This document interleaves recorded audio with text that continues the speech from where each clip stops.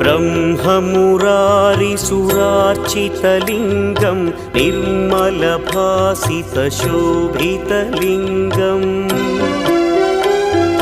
जन्मजदुःखविनाशकलिङ्गं तत्प्रणमामि सदा शिवलिङ्गम्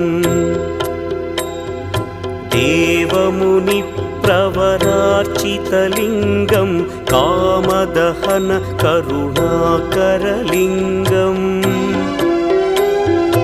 रावणदर्पविनाशकलिङ्गं तत्प्रणमामि सदा शिवलिङ्गम्